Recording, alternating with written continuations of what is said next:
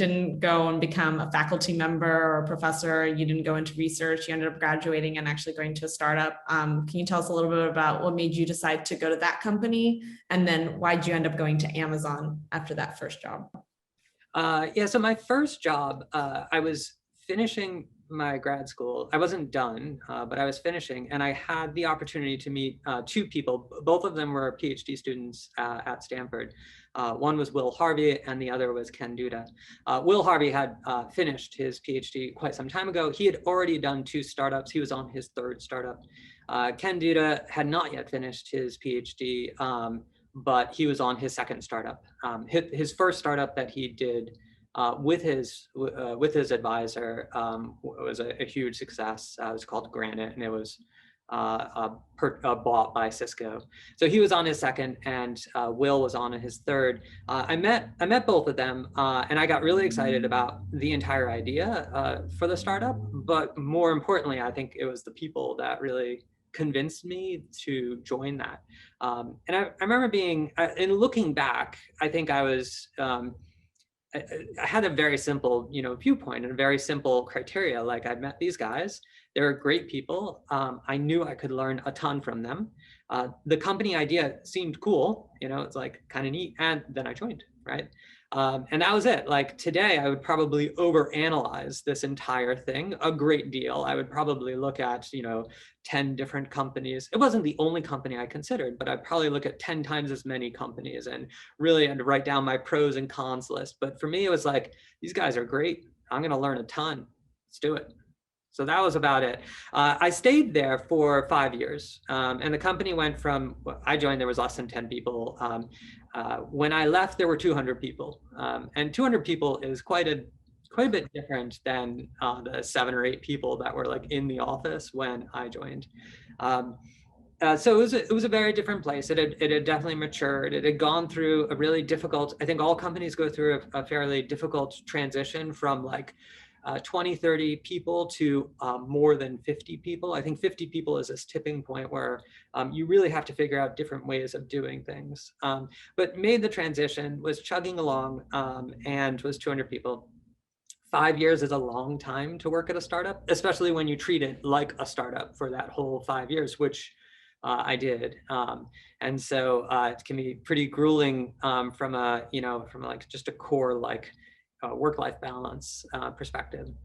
So I was looking for something different, and I moved up here to Seattle and decided I wanted to try, like, I had done the small company. I wonder what it's like to work for a bigger company. And so that sort of drove my decision. It's interesting that you mentioned work-life balance, because Amazon is sort of infamous for not necessarily having the greatest work-life balance. I guess, did you feel like you did achieve work-life balance at Amazon? Is that something you got out of it? I think for my entire career, I've gone through a very definite trend of work-life balance. Working at a startup, working 80 hours a week at a startup over and over and over, week after week after week, that is difficult, especially when you are also finishing up your PhD. Right, doing your thesis defense, getting back all of the comments and feedback on your papers and on your thesis, iterating on that. I mean, that was probably the period of time in which I had the least work-life balance. So the startup was incredibly difficult in terms of, like, just the pure number of hours that I was putting into it. I joined Amazon, and it was basically the first project I worked on was Amazon Prime. I'd been at the company for about 6 or 7 weeks. Maybe it was 2 months at that point. I had done some software for a group, and that software they thought might be useful for this new project that they had just pitched to Jeff. And it was Amazon Prime. It ended up being Amazon Prime. So they put together a small group of folks to tackle it and to get it done. And I remember spending a bunch of time looking over all of the requirements, and then they had a specific date. They wanted to launch it in 4 weeks, which everyone thought would be impossible. And in point of fact, in looking at it, looking at all of the things that they wanted as part of the initial launch, I wrote up a document that estimated that we wouldn't be able to complete it in time, and proposed 13 cuts. With the 13th being removing the whole family, the inclusion of family members so that you could add other people to get the benefits of the Prime membership. Jeff Bezos read through it and said yes to all of them except for that one, which really was the hardest one. It was like the one that drove all of the calendar timelines. He pushed back the launch, which he was going to do in conjunction with the Q4 earnings call. So he's doing it after Christmas, after the New Year. So he's going to do the Q4 earnings call, and he wanted to introduce Amazon Prime during the call. So he pushed back the earnings call by 2 weeks, giving us 6 weeks, and said, let's get this done, right? And a lot of people thought, like, there's no way we can do this in this time allocated. And I just come from a startup, and I was like, this is going to be easy. It's no problem. We have 6 weeks, guys. Do you know how much we can do in 6 weeks? So in fact, we made the date. He didn't have to push back the earnings call again.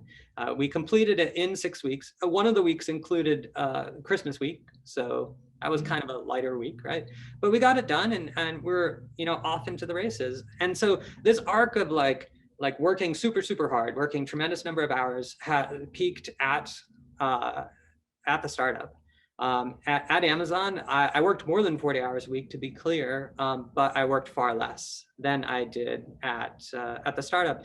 And then I went to Facebook and I worked even less. I still didn't work 40 hours, but I didn't work nearly as many hours as I did at Amazon, which was not nearly as many hours as I did at a startup. So I would encourage anyone who goes to Amazon and says, wow, the work-life balance here is awful, to try to do a startup.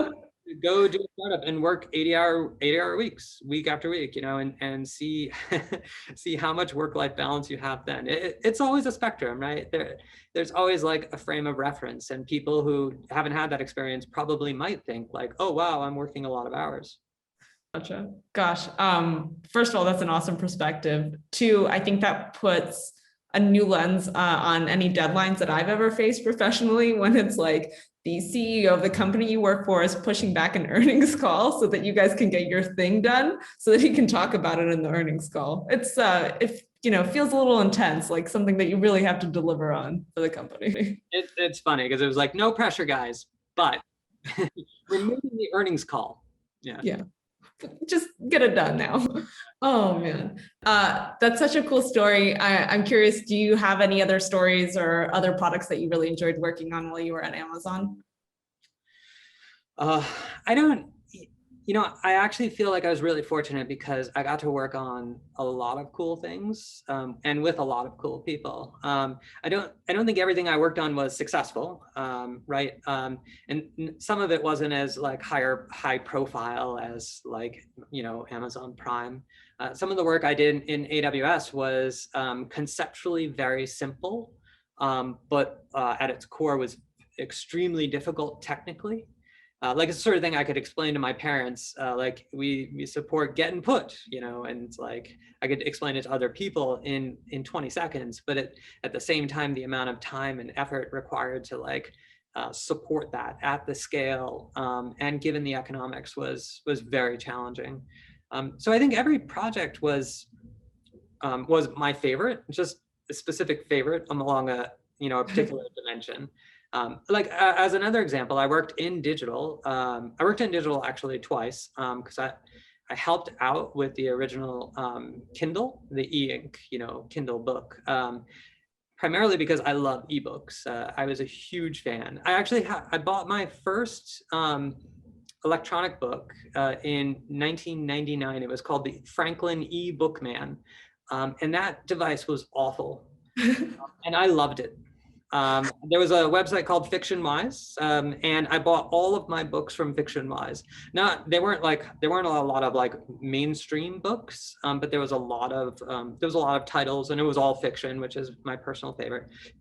And I looked back at it maybe 10 years ago, because my account's still there. I had 103 books that I read on this little awful device that would last 2.5 hours before it would die and run out of batteries, and I have to reboot it and charge it up. But I loved, yeah, I love the whole idea of an ebook reader and not having to carry like a stack of books with me when I went away on vacation, and having a lot of flexibility in terms of like what I could read and how I could read. So I worked in digital, and then later I worked on that, and then later I worked in digital again on some of the new digital product initiatives, and that was my favorite from the perspective of like the people I got to work with. It's just phenomenal people that I learned a lot from, but also I had a lot of fun working with them, and that's a key part. I mean, I'm sure everyone who's been working for a while understands the difference between working with a group who you become friends with, who you spend a lot of time with, who make the day enjoyable, that versus working with people who might challenge you and you might learn a lot from, but you don't personally enjoy the time. It's a huge difference. It makes a big difference. So I'll call out those two as examples of other work that I worked on that I really, really enjoyed.